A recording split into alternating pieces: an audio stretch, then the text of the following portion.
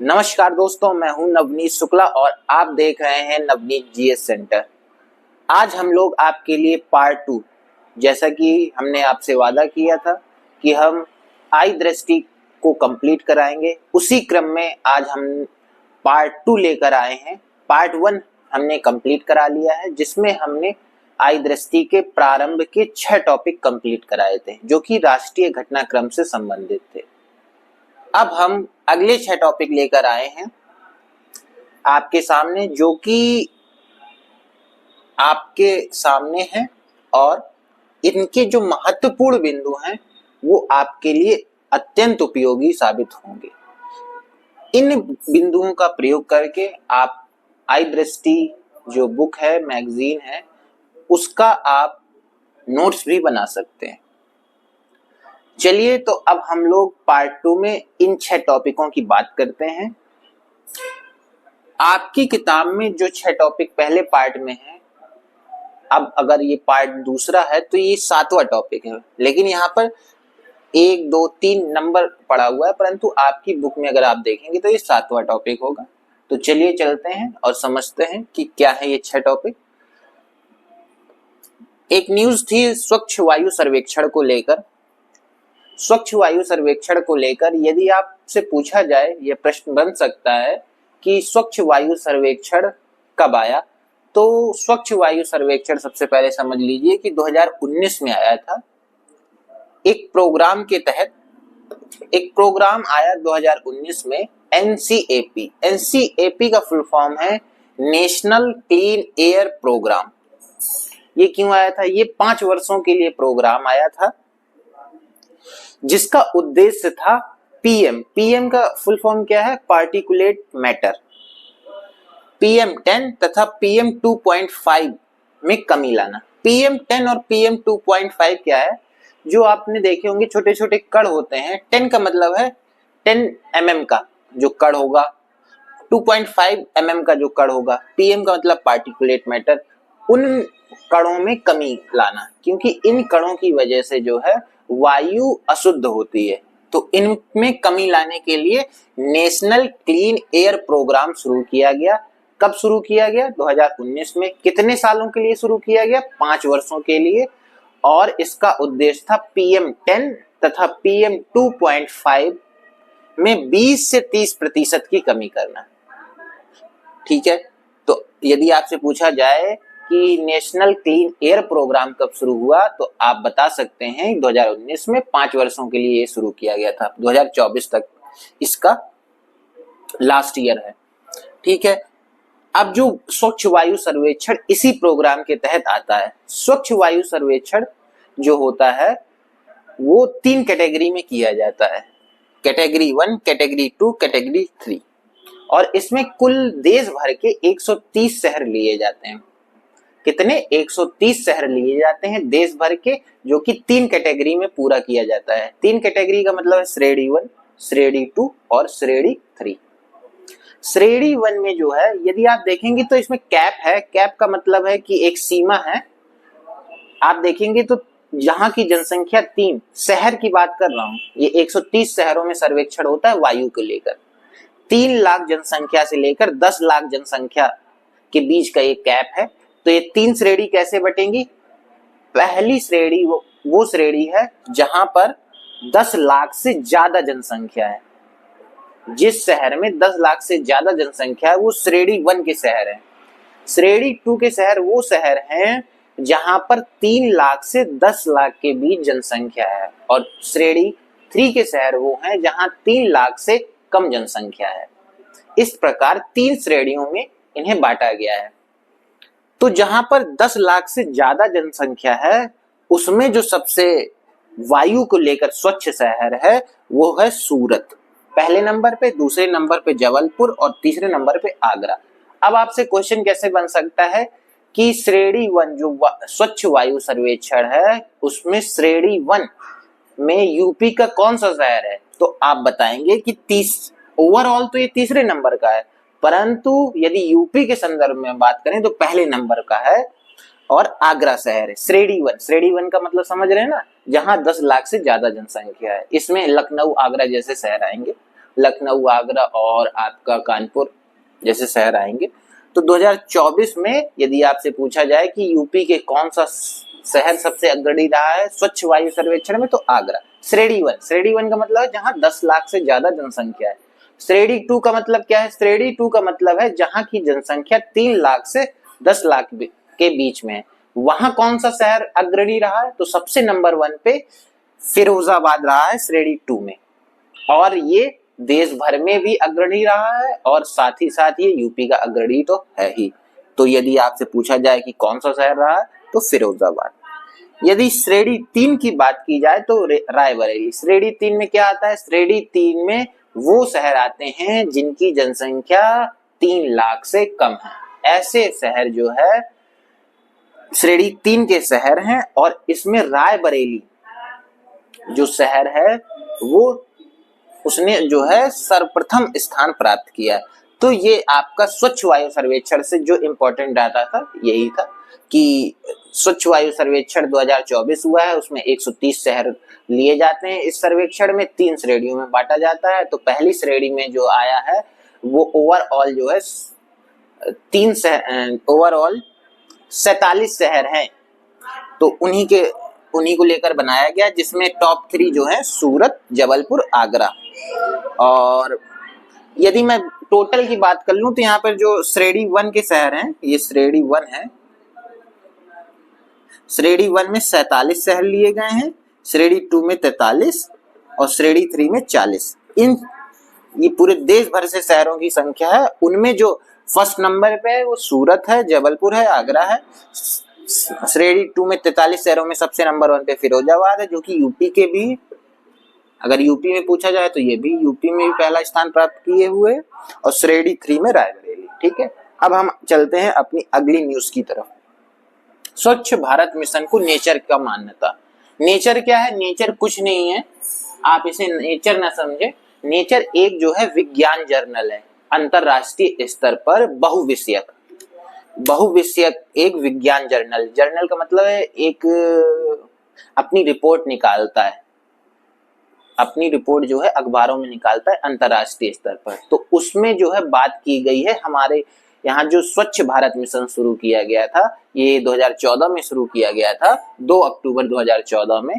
तो उसके बारे में अंतरराष्ट्रीय स्तर पर खबर आई है, और किसने निकाली है? नेचर। स्वच्छ भारत मिशन को लेकर किसने? नेचर। ये एक विज्ञान जर्नल है। तो क्वेश्चन डायरेक्ट यहाँ से भी आ सकता है कि हाल ही में जो खबरों में रहा है स्वच्छ भारत मिशन, वो अंतरराष्ट्रीय स्तर पर किस विज्ञान जर्नल ने इसके बारे में बात की है? तो नेचर एक संस्था का नाम है। 2 अक्टूबर 2014 को स्वच्छ भारत मिशन लाया गया था। इसका उद्देश्य था ओडीएफ। ओडीएफ का मतलब है open defecation free. Open defecation free का मतलब है खुले में जो शौच होती थी उससे मुक्त होना, खुले में शौच से मुक्त होना। इसके लिए ये स्वच्छ भारत मिशन लाया गया था। तो अब बात की जाती है कि नेचर ने क्यों निकाला। नेचर ने 2 चीजें ऐड करके निकाली हैं। पहला तो स्वच्छ भारत मिशन और शिशु मृत्यु दर, इन दोनों को जोड़कर निकाला है अपना जो एडिटोरियल है, और उसमें बात की है कि जो स्वच्छ भारत मिशन है उस स्वच्छ भारत मिशन और शिशु मृत्यु दर के बीच जो है उल्टा संबंध है। उल्टा संबंध का मतलब है कि यदि स्वच्छ भारत मिशन में जो बढ़ोतरी हुई है उसने जो है शिशु मृत्यु दर को कम किया है। स्वच्छ भारत मिशन की बढ़ोतरी ने शिशु मृत्यु दर को कम किया है। तो ये नेचर ने निकाला है। तो आपसे पूछा जा सकता है कि किसके बीच रिलेशन को बताता है? तो स्वच्छ भारत मिशन और शिशु मृत्यु दर के बीच रिलेशन को बताता है, जो स्वच्छ भारत मिशन को लेकर नेचर जो विज्ञान जर्नल है जो उसने बात कही है। ठीक है, एक इसी से संबंधित एक अभियान भी शुरू किया गया है जो कि 2024 में शुरू किया गया है, जिसका उद्देश्य है 4S। 4S का मतलब क्या है? स्वभाव स्वच्छता, संस्कार स्वच्छता। तो ये जो मिशन शुरू किया गया था उसी के तहत 2024 में एक अभियान भी शुरू किया गया है जिसका उद्देश्य है 4S। 4S का मतलब है स्वभाव स्वच्छता और संस्कार स्वच्छता। ठीक है, ये हमारी दूसरी न्यूज हो गई। अब हम चलते हैं अपने 23वें विधि आयोग की तरफ। मैंने बात की थी जब आपको पहला वीडियो बनाया था जिसमें हमने वन नेशन वन इलेक्शन की बात की थी, तो उसमें हम लोगों ने बात की थी कि 170वीं रिपोर्ट थी जो विधि आयोग की, उसमें बात की गई थी one election one nation one election की। तो 23वां विधि आयोग हाल ही में बनाया गया है। इसको स्वीकृति जो दी है इस आयोग को राष्ट्रपति ने दी है, परंतु जो है विधि मंत्रालय ने इसे बनाया है। इसका मतलब कि गठन किया है विधि मंत्रालय ने। कब से कब तक के लिए बनाया गया है? तो 1 सितंबर 2024 से 31 अगस्त 2027, मतलब 3 सालों के लिए ये बनाया गया है।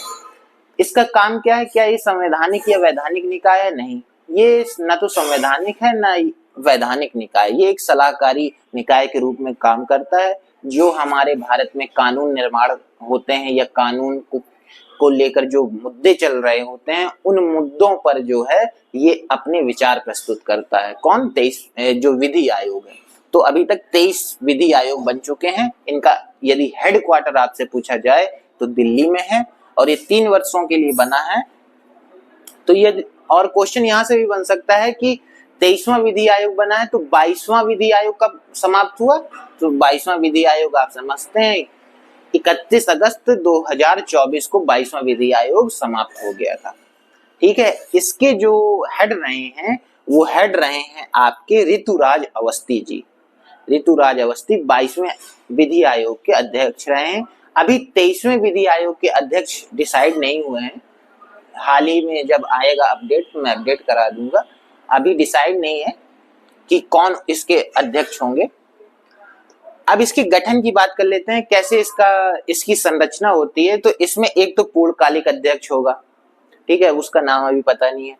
4 पूर्णकालिक सदस्य होते हैं, एक तो अध्यक्ष होता है, साथ ही में उसके सदस्य होते हैं। जब तक 3 साल तक ये चलेगा तो ये पूर्णकालिक हैं, ये 3 साल तक अध्यक्ष रहेंगे, ये चारों सदस्य रहेंगे। ठीक है, उसके बाद सचिव होता है, जो विधि कार्य विभाग है, उसी जो विधि मंत्रालय है, उसी विधि मंत्रालय के अंतर्गत विधि कार्य विभाग आता है। उसका जो सचिव होगा वो भी इसका सदस्य होता है। विधायी विभाग का सचिव भी इसका अध्यक्ष होता है। और साथ ही साथ 5 अंशकालिक का मतलब है कि ये परमानेंट नहीं होते हैं, ये घटाए बढ़ाए जा सकते हैं, ये हटाए जा सकते हैं, ये जोड़े जा सकते हैं, लेकिन 5 से ज्यादा अंशकालिक सदस्य नहीं होंगे। तो 23वां विधि आयोग बन रहा है, अभी इसके अध्यक्ष डिसाइड नहीं हुए। क्वेश्चन यहाँ से जरूर आ सकता है कि 22वें विधि आयोग के अध्यक्ष कौन थे? तो ऋतुराज अवस्थी जी थे। ठीक है, चलिए अब हम लोग आगे बढ़ते हैं अपने अगले न्यूज की तरफ। डिजिटल कृषि मिशन। अब हमारी अगली न्यूज है डिजिटल कृषि मिशन। केंद्रीय बजट 2023-24 में एक प्रोग्राम शुरू किया गया जिसे कहते हैं DPI। DPI का मतलब है डिजिटल पब्लिक इंफ्रास्ट्रक्चर। ये किसके लिए शुरू किया गया था? कृषि के लिए। कृषि के लिए इसमें क्या क्या तथ्य जोड़े गए थे? DPI जो है एक बड़ी योजना थी जो कि 23 और 24 में शुरू की गई है केंद्रीय बजट में। DPI की फुल फॉर्म है डिजिटल पब्लिक इंफ्रास्ट्रक्चर। ये क्या करेगी? जैसे आप देखेंगे किसानों की भूमि और किसानों दोनों को डिजिटलीकरण से जोड़ेगी। कृषि का डिजिटलीकरण किया जा रहा है इस मिशन के द्वारा। कैसे? जैसे जो किसानों की भूमि है, किसानों की भूमि के साथ साथ जो उनकी रजिस्ट्री है, जो चकबंदी की रजिस्ट्री है, जो उनकी इंतखाब है, उसका डिजिटलीकरण किया जा रहा है। किसके तहत? डिजिटल पब्लिक इंफ्रास्ट्रक्चर के तहत। ठीक है, ये योजना चलाई गई है। इसमें क्या किया जाएगा कि इसमें 400 जिलों के 606 करोड़ किसानों से ज्यादा को कवर किया जाएगा, जिसमें उनका डिजिटलीकरण किया जाएगा, उनकी रजिस्ट्री का, उनकी जमीनों का डिजिटलीकरण किया जाएगा। और ये योजना कब तक चलेगी? 3 साल में 6 करोड़ किसानों को कवर करने की ये योजना है। ठीक है, और इसका उद्देश्य है कि कृषि को एक सिंगल प्लेटफॉर्म से जोड़ दिया जाए। एक सिंगल प्लेटफॉर्म पर आप जाएं और आपको कृषि से संबंधित सारी जानकारियां उपलब्ध हो जाएं डिजिटलीकरण के माध्यम से। उसी के लिए डिजिटली कृषि मिशन तैयार किया गया है। ठीक है, इसमें सर्वेक्षण भी, आप सर्वे जो होंगे किसानों की जमीनों के, उन सर्वे को भी अपलोड किया जाएगा। तो ये डिजिटल कृषि मिशन आप समझ गए, ज्यादा कुछ है नहीं इसमें। डीपीआई की फुल फॉर्म आपसे पूछी जा सकती है, ये भी पूछा जा सकता है कि कब इसे लाया गया, तो 2023-24 में इसे लाया गया था। ठीक, अब हम चलते हैं इंडिया सेमीकंडक्टर, जो कि हमारी 5वीं न्यूज है। आप जानते होंगे कि इकोनॉमी में 3 क्षेत्रों के बारे में आपने पढ़ा होगा। पहला प्राथमिक क्षेत्र, दूसरा द्वितीयक क्षेत्र और तीसरा तृतीयक क्षेत्र। आप जब देखेंगे तो इंडिया की समस्या रही है द्वितीयक क्षेत्र को लेकर। द्वितीयक क्षेत्र विनिर्माण विभाग से संबंधित है और इंडिया हमेशा निर्माण में पीछे रहा है। नई चीजों को लेकर, जो नई नई चीजें बनाई जाती हैं उनको लेकर पीछे रहा है और सबसे ज्यादा फोकस जो इंडिया ने किया है वो सेवा क्षेत्र में किया है। लेकिन अब जो है इंडिया विनिर्माण क्षेत्र में भी आगे बढ़ रहा है। उसी क्रम में जो है इंडिया सेमीकंडक्टर जो आपके सामने न्यूज है वो इसी से संबंधित है।